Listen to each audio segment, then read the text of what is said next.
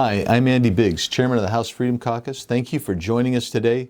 Today I have some great members from the House Freedom Caucus. I have Mary Miller from Illinois and Bob Good from Virginia.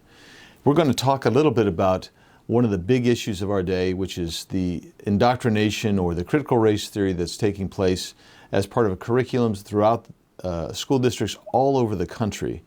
And the House Freedom Caucus has taken an official position that we will not support any spending package that continues to fund critical race theory. And so that's an important thing to know. Both Congresswoman Miller and Congressman Good sit on the House Labor and Education Committee. Yes. And so they bring their expertise from that committee as well as their life experience. And I'm delighted to have them here with us today. Let's just talk briefly about what CRT is getting at.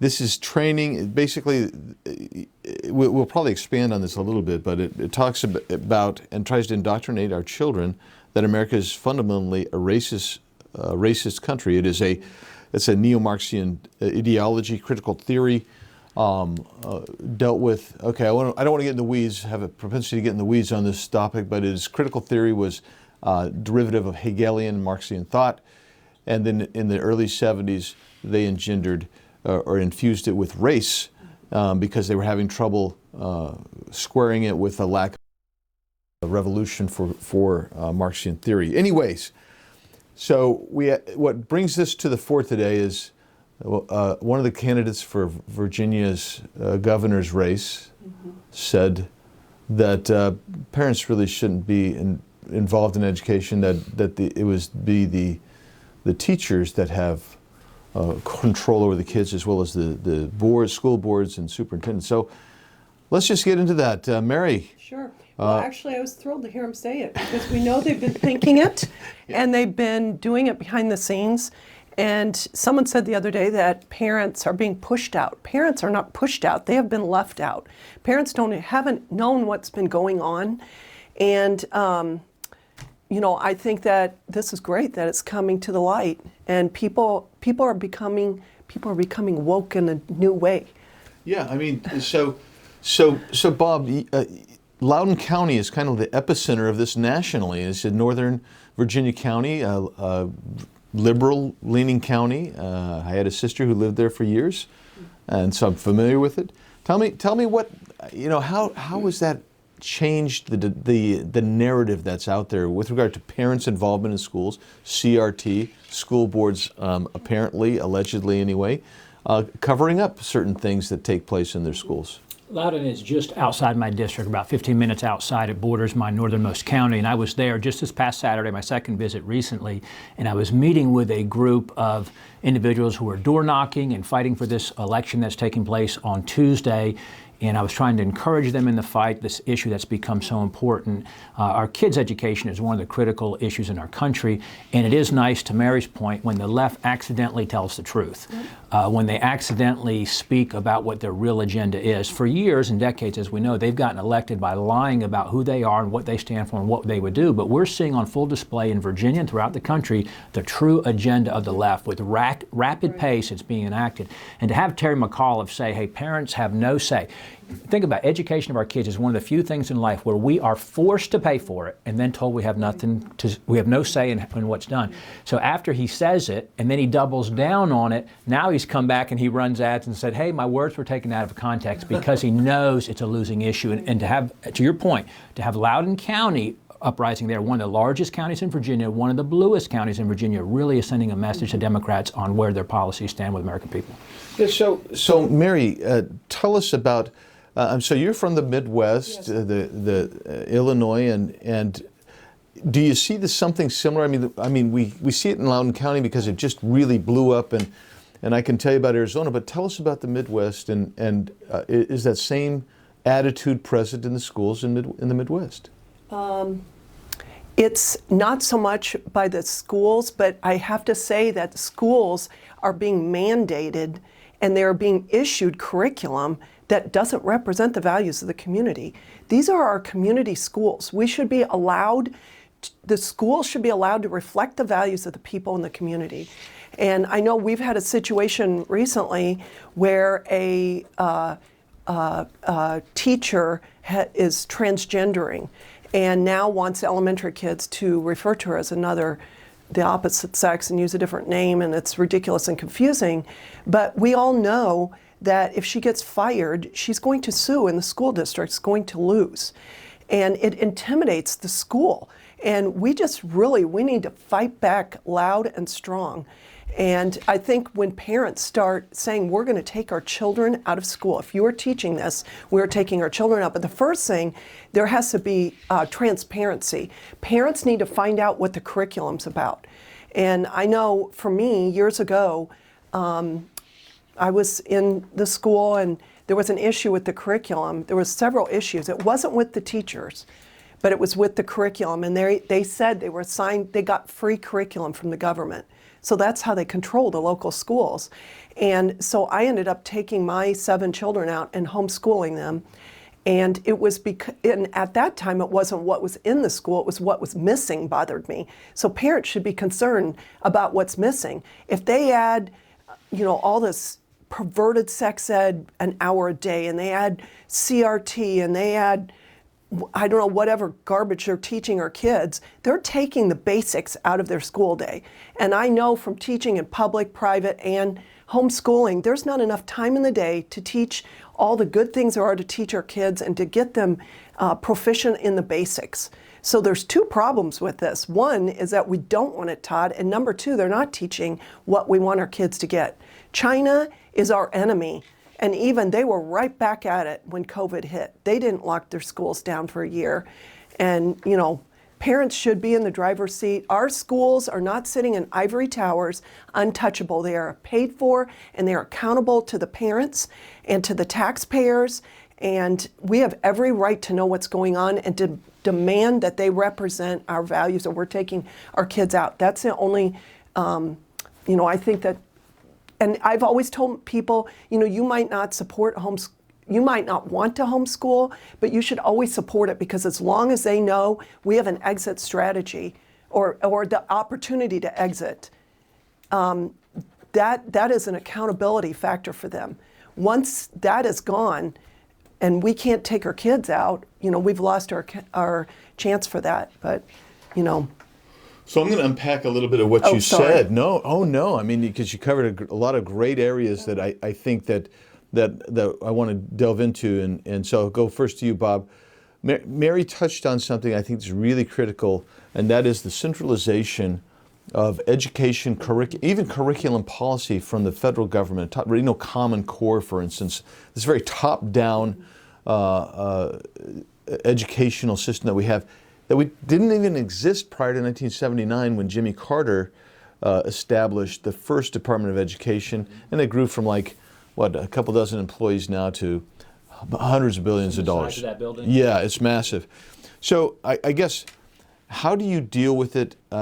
Because I think we view it as an unconstitutional mandate, because there's nothing in the Constitution that gives Congress or the executive branch the authority to run education. How do you deal with it? For instance, in Virginia, where you have these folks that basically immediately accept and adopt, or apparently do, the federal mandates on education.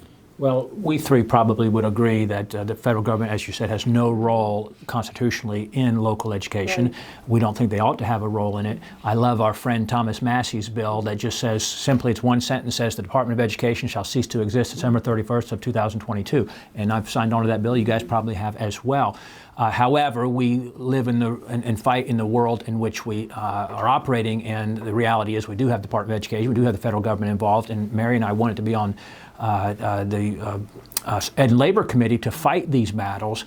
And I think just a quick, simple answer is that the funds that the federal government, if the federal government is going to provide funding for education, which I'm against, but if they're going to be involved, because as we know, if they are involved, they provide the funding, the old saying, the golden rule, he who has the gold makes the rules, and that's what the federal government is doing. They put these mandates and these requirements, these regulations that put the fear in local school systems and state school systems of federal funding being pulled.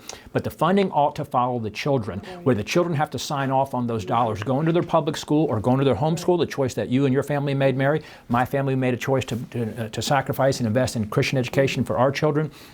But the school boards in the communities, as Mary talked about, do not reflect the local community, the schools making the decision. So while we've done well in conservative circles in county boards of supervisors and state delegates and state senators across the country, we've really done poorly for decades on the school systems or the school boards. They don't reflect the community. To paraphrase what William F. Buckley said several decades back, we would be better off having the first 7 parents in line who are ticked off at a school board meeting on the school board than the 7 that have been elected because we were asleep at the switch for all these decades. Good. So that's, I mean, that's a great point. And so, man, I've been taking notes of what you two are saying. And just, I feel like a fount of information is coming. We need to cover a lot of areas. But you mentioned funding. We could talk about that for a second. But I want to talk about the last point you were making, which is this. Our institutions have been co-opted by the left. Yeah. And you have everybody from George Soros funding down ballot elections to things like school boards and county attorneys and prosecutors and what have you. Mary, when we look at that, tell us how you think we get back those institutions like the school boards that are so critical because they interact and they provide the instruction for the next generation. Right now they're being instructed that basically every other nation in the world, so whether it's China with slavery and the imposition of millions of Uyghurs in concentration camps, we are being adjudicated to be just like them, or even like Hitler's final solution type people. So my question is, how do we get those institutions back? Well, I think first parents need to get more involved. I think that even in my own life, there was a transition where I trusted the professionals. And you can't trust people with your children anymore. And this isn't a slam on the teachers, but parents need to go get involved to find out what the curriculum is. And my sister's a career teacher, and she's seen a big change in education and just the mandates that are coming down on the teachers. And she doesn't agree with the things that they're being forced to do or teach or even the methods they're using. She said to me the other day, she goes, I could teach these kids math if I could back them up 2 years to where they are, because she's a special ed teacher. But she's not allowed to do that because of the mandates. But this top-down, one-size-fits-all, we're going to assign your curriculum, here's your free curriculum, they're controlling us by that. And we've just got to take back our local schools. We've got to get involved. Regular people need to run for school board. I met a woman from Nashville. She has 5 children. She actually homeschooled her children, but she's a taxpayer. And even me, I homeschooled my children. We were still involved in public school, involved with the teachers and students there. We care about public school. Our kids that are homeschooled are going to live and work alongside the kids that are go to public school. We want our public schools to be excellent. But anyway, this woman, 5 children, she finds out that Tennessee is using an anti-American civics curriculum. And so she rallies her friends, and they go to the school board about it, and the school board promptly ignores the parents. So 4 months later is a school board meeting, and they turned over 6 seats on that school board. Then she went to the state legislature about it, and they got that anti-American civics curriculum replaced with a good civics curriculum. So, I mean, the power of one person. So I want to encourage people, regular people, get involved. Go to the school board meetings and run for school board and talk to the teachers. And I tried to have a good relationship with the teachers. I'm not promoting to be ugly or anything like that, but they are accountable to us. This is our most valued treasure as parents, and then even as a nation. Our hope and our future is our children. Yeah. And I think you're talking about involvement is so important. I'm going to ask both of you this question. And Bob's kind of started with it, and I kind of started with it too when we started talking about Terry McAuliffe and his statement. And Mary, you kind of picked up on it and carried that flag as well. We're talking ultimately about parents' involvement and having choice in education. So you've mentioned homeschooling. I come from a state with very robust parental choice in their education. You've got I think almost a quarter of the students are in charter schools now in Arizona, and they're publicly funded charter schools, but they get less money, and they have ostensibly they're not supposed to have as many mandates, and they can, but you can move your child around. We have open enrollment and what have you. Bob and then Mary, tell us what a robust parental choice in education program does for both the students and the schools.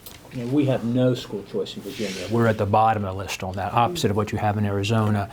And what the school systems hate, and what the left who runs our school systems say, they hate competition. They hate competition. They hate accountability and transparency. They hate parental engagement.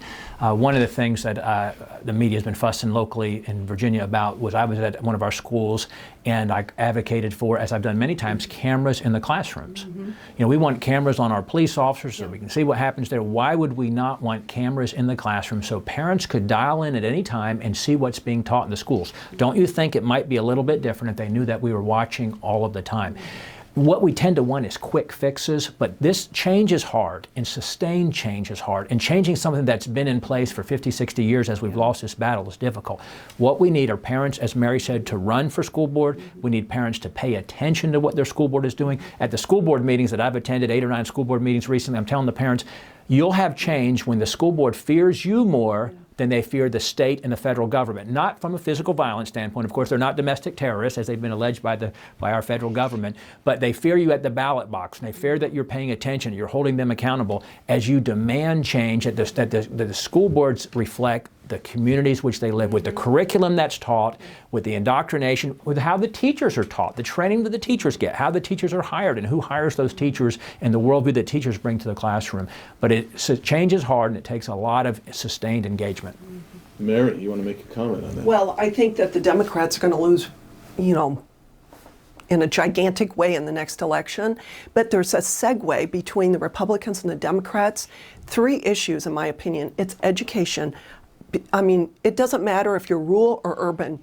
You care about your kids. You want them to have a good education.